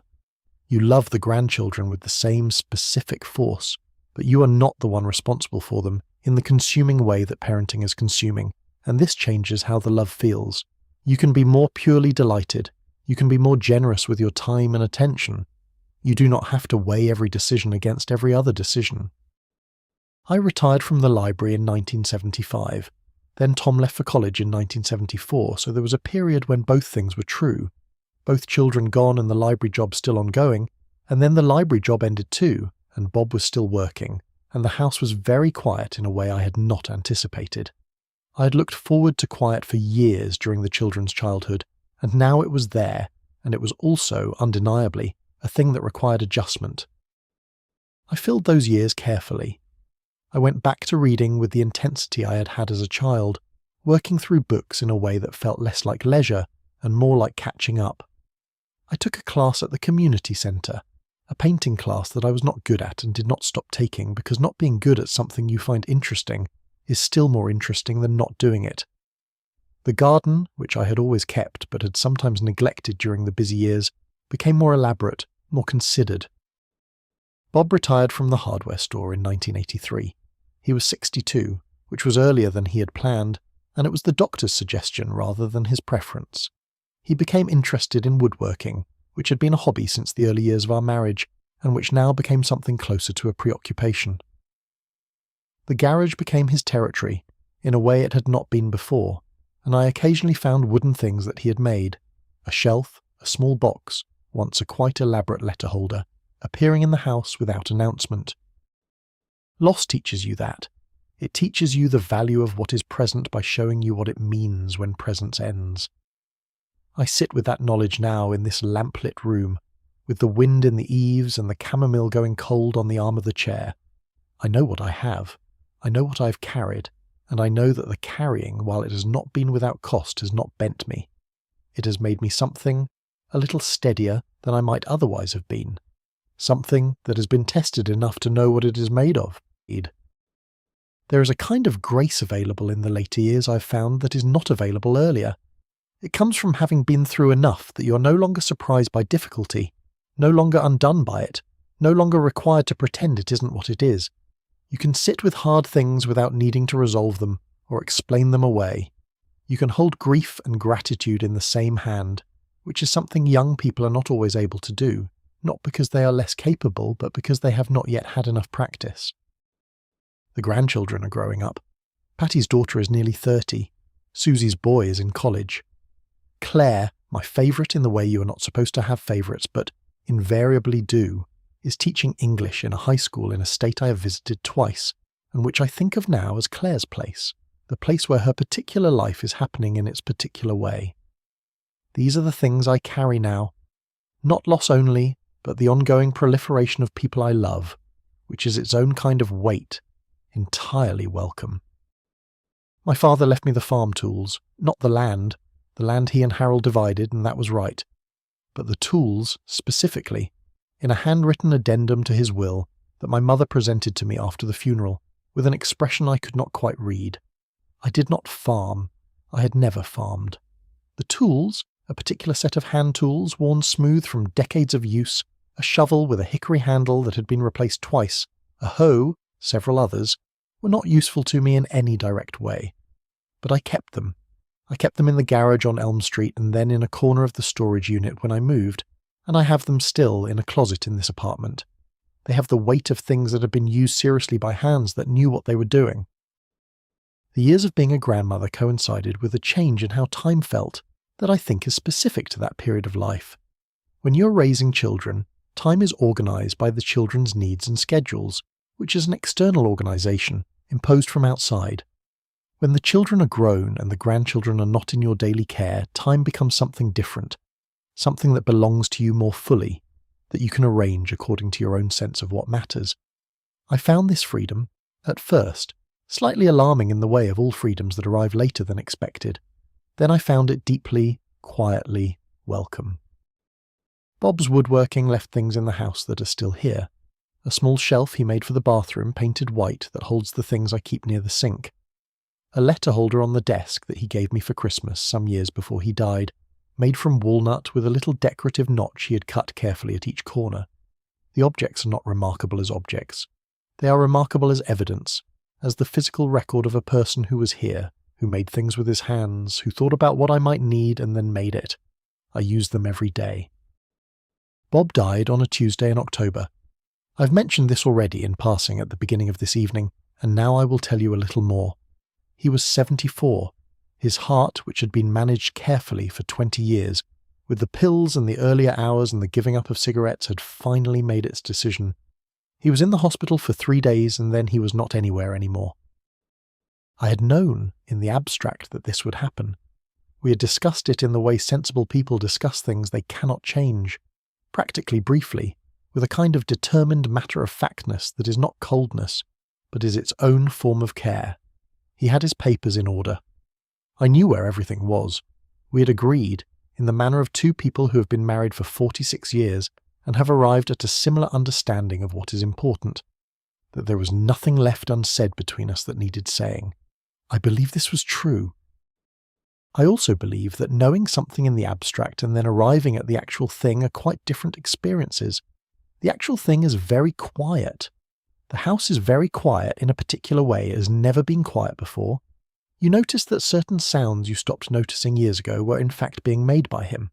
The specific quality of his footsteps on the kitchen floor, the sound of the tap in the bathroom early in the morning, the particular creak of the second step on the stairs that only he produced because of the way he stepped. These things were gone, and the quiet where they had been was the texture of the days for a while. The children came, all three with their families, and the house was suddenly full in a way it had not been in years, which was not unwelcome, and was also, I found, quite tiring. Patty is a manager by temperament and managed the situation accordingly, which I found helpful and occasionally more than I had asked for. Susie was steadier, more likely to simply sit with me and not require anything of the sitting. Tom was the one who cried, quietly, on the back porch on the second evening, and I went out and sat with him and we looked at the oak tree for a while without saying much. The year after Bob died was a year I moved through carefully, not dramatically. I am not someone who becomes dramatic, but with a kind of attention to the texture of days that was different from my ordinary attention, more deliberate, more conscious. I had to relearn certain things, how to manage the finances in the way that Bob had managed them, not because I did not understand the finances, but because I had not been the one attending to them in the day-to-day way. How to be in the house alone in the evening without the awareness of another person in the next room. I sold the big house in 1997, 3 years after Bob died. It was a practical decision, and it was also more than a practical decision, as these things always are. The children were gentle about it. They did not push me to stay or to go. Tom came and helped me sort through 45 years of accumulated things, working with me room by room in a way that was both practical and, at certain moments, unexpectedly moving.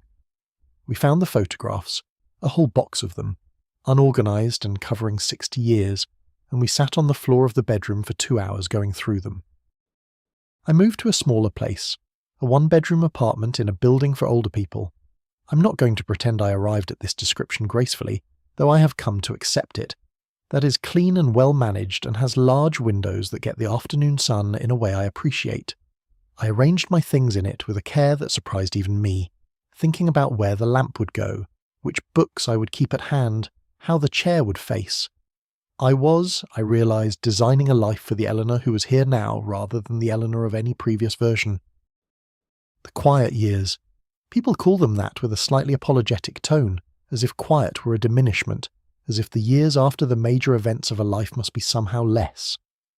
I have found them, on the whole, to be something quite different from that. They are in a way the years in which I have thought most clearly, in which certain things I carried for decades have finally found their proper place in the arrangement, in which I have been able to be, for the first time in my adult life, primarily and simply myself. I read more in these years than I have since childhood, which is saying something. I have a specific chair by the window where the afternoon light is good, and I spend a great deal of time in it. I have opinions about what I read that I did not have before.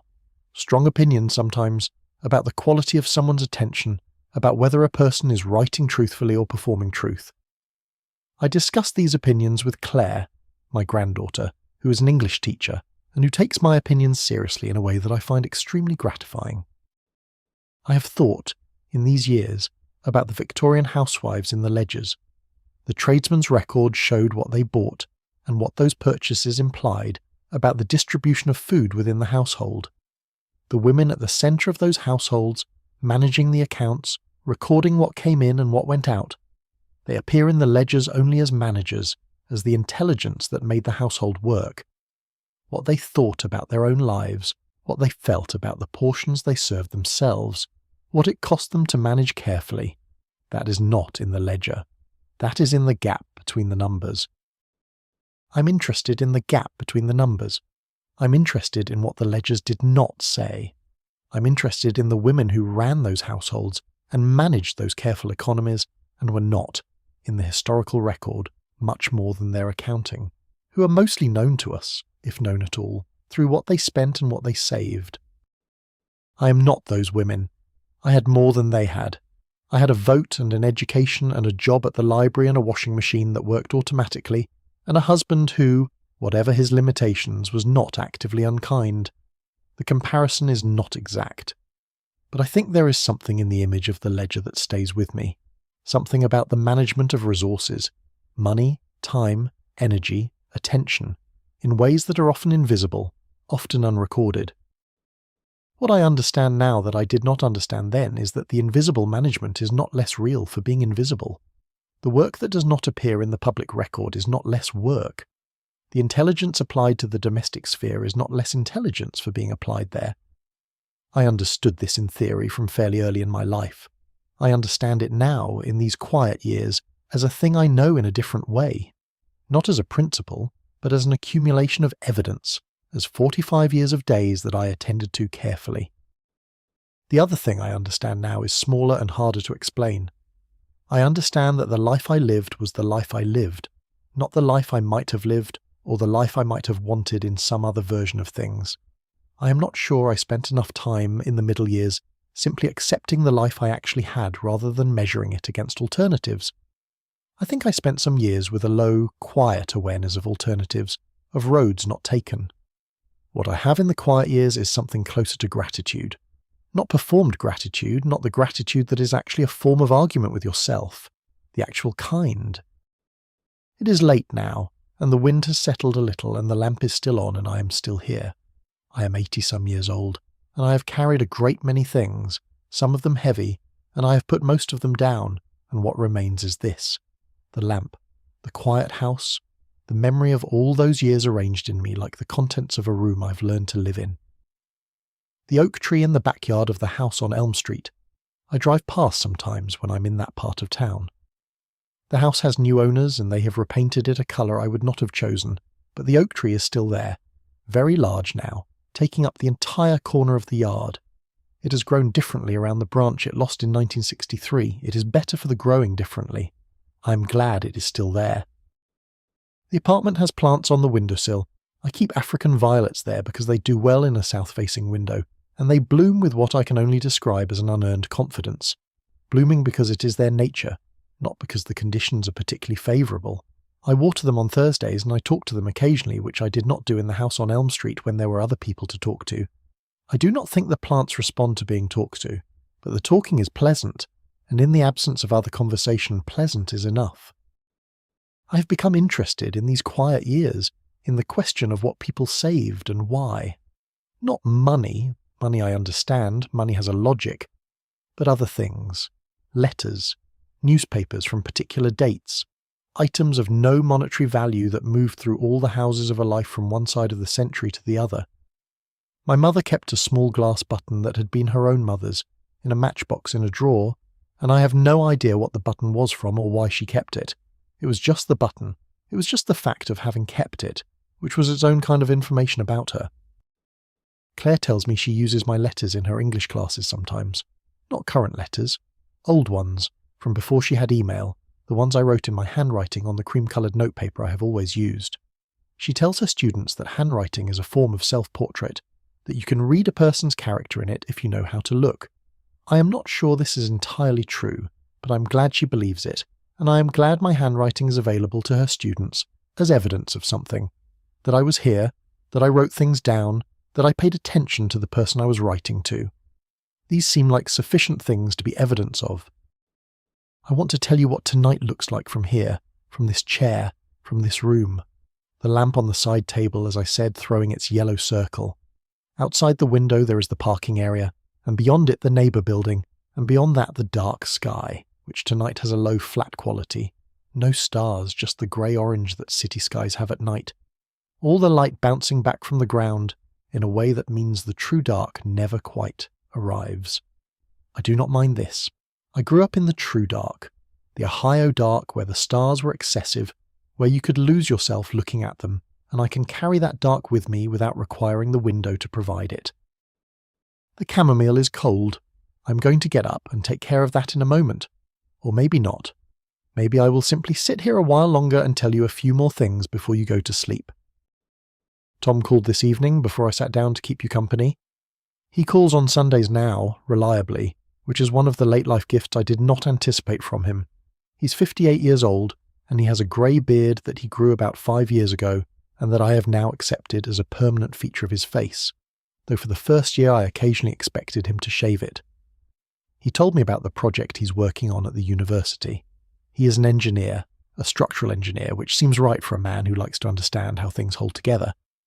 He told me about Claire, who has just gotten a new assignment and is pleased about it. He asked if I needed anything, which is the question children ask when they are too far away to do the thing asking implies. I told him I did not need anything. This was mostly true. What you need, at my age, gets smaller in some ways and larger in others. Smaller in terms of things. I do not need more things. I have whittled my things down to what I actually use and what I actually love, and the space between those two categories has gotten much narrower than it was in the house on Elm Street. Larger in terms of what might be called atmosphere, in terms of connection, in terms of the sense that the days are arranged around something, that they have a purpose beyond mere continuation. This is why I'm here tonight talking to you. You are part of the purpose. Whoever you are, wherever you are listening from. In your bed, I suppose, in a room that is your own, with its own particular quality of light and air, and the sounds that are specific to your building and your neighbourhood. You are someone who has chosen to spend some time this evening in company. Not the company of someone who needs something from you, or wants to discuss a problem, or requires you to be any particular way. Just the company of an old woman telling her life slowly, as if it were something worth telling slowly. I believe it is. Every life is. This is something I am more certain of now than I have ever been. Not the important lives, not the lives with exceptional events or remarkable achievements, but all of them. The ordinary ones. The ones that were lived in small houses in small towns, that were organised around kitchens and children and careful household ledgers, that did not get entered in any record except perhaps a death notice in the local paper. All of those lives contain something that deserves slow attention. What I understand tonight, sitting in this chair with the lamp on and the chamomile cold on the arm, is that I have been paying attention for a very long time, and that this has been the main enterprise of my life. Not the main visible enterprise. The visible one was the household, the children, the marriage, the library job, all the things that constitute a life from the outside. The inner one was attention, noticing things, holding them, knowing what they were. I think of the Victorian Housewives in the ledgers one more time, the tradesmen's books that showed what was happening inside those households, the specific distributions, the particular economies. The women who kept those households running, who served themselves last and kept their accounts carefully and made the numbers come out. They did not know they were being observed by their ledgers. They did not know that a century later someone would look at those numbers and see the shape of their lives in them. They were simply living. They were simply attending to the days. I think of my mother's ledger, the marbled paper, the small handwriting, the red ink.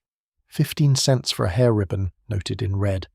A small deliberate extravagance for a daughter she could see needed something to make her feel particular and cared for. That was not nothing. That was love, expressed in the language available to her, which was the language of careful accounting and small departures from it. The red ink was where she let herself be generous. The rest was management. Patty is coming next week.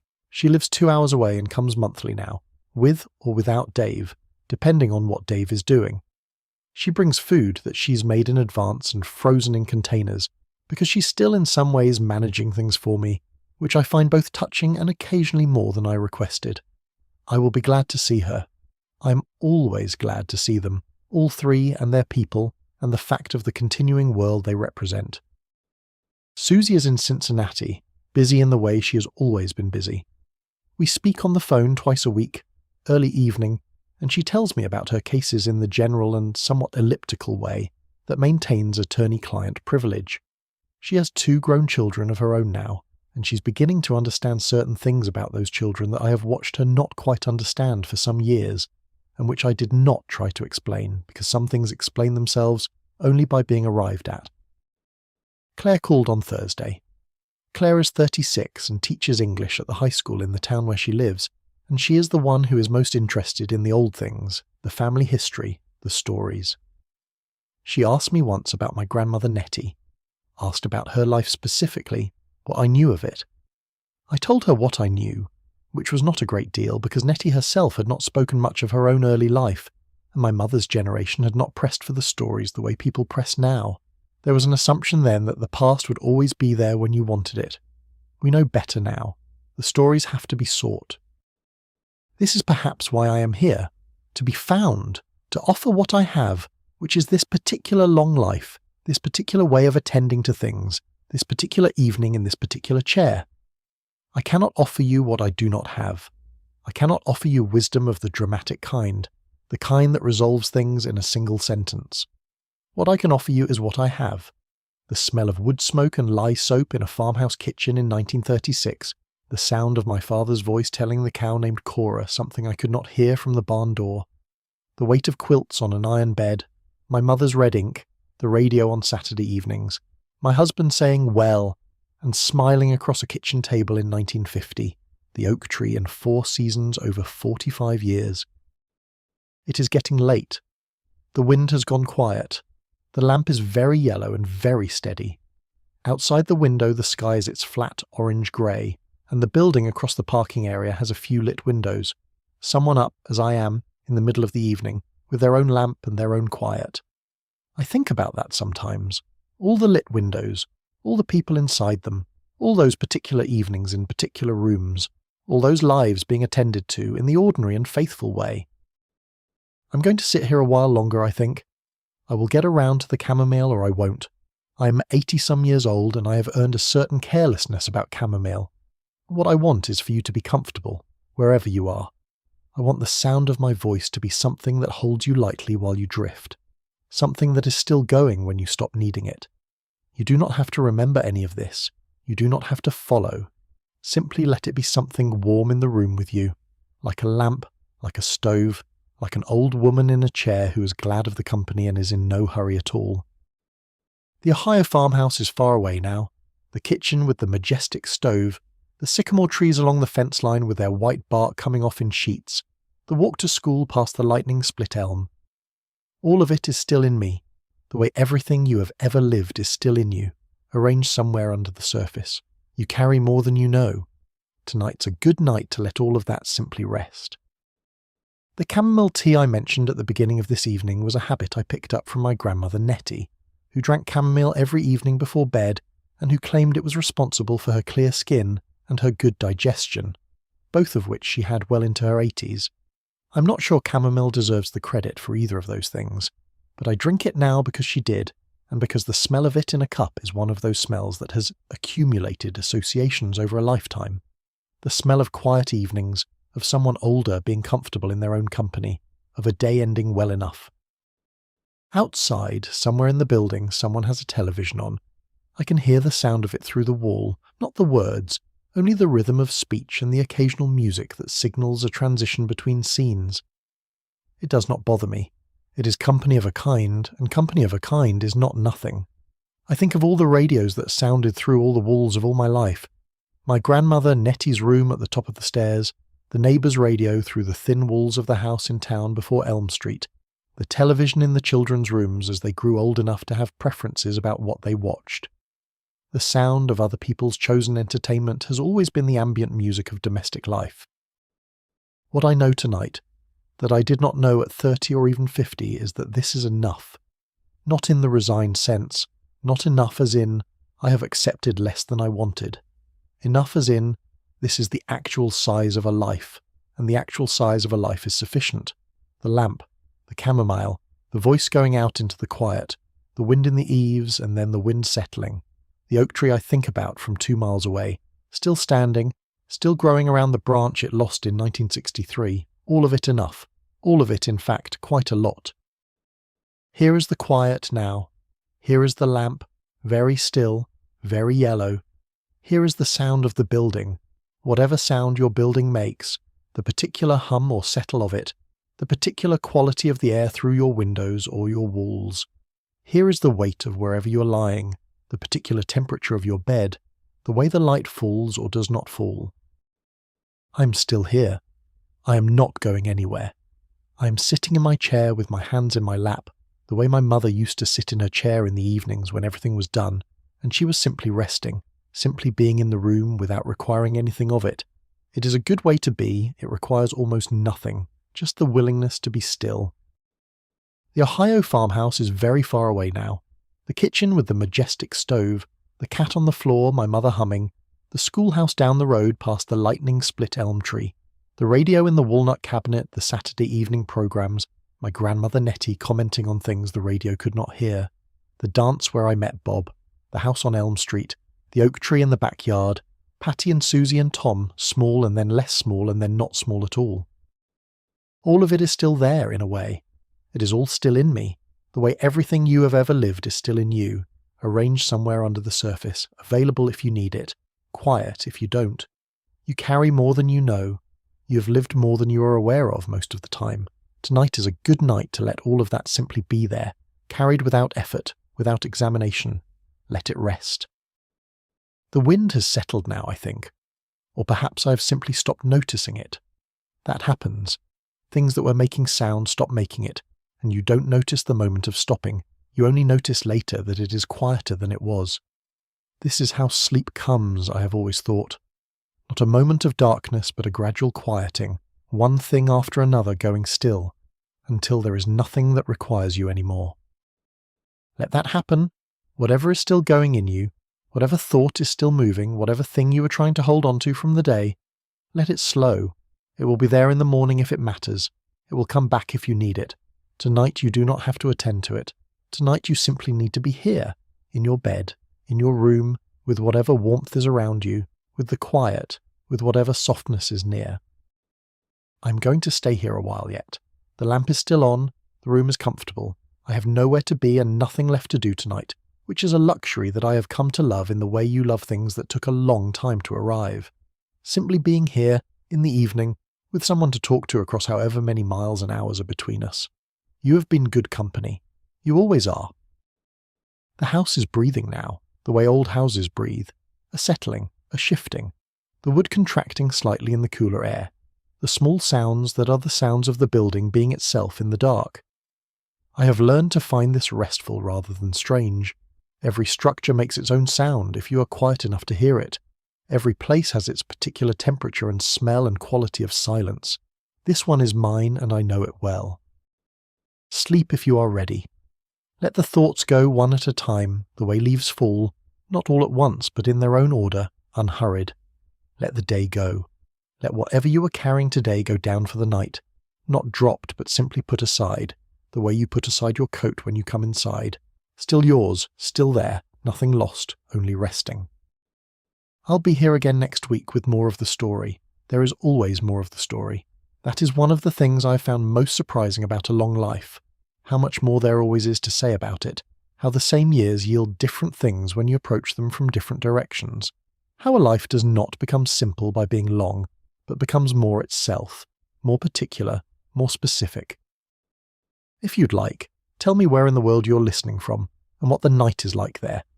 I do wonder about that. The lit windows across the parking area, all those lives going on in parallel, all those particular evenings in particular rooms, and if there's a part of a life you'd like to hear about next, something I mentioned tonight that you'd like me to return to, some part of all this you'd like to go deeper into, leave it for me. I'll be thinking about you wherever you are. Sleep well, dear, the lamp is still on. Sleep well, dear. Come back whenever the night feels long. I will be here.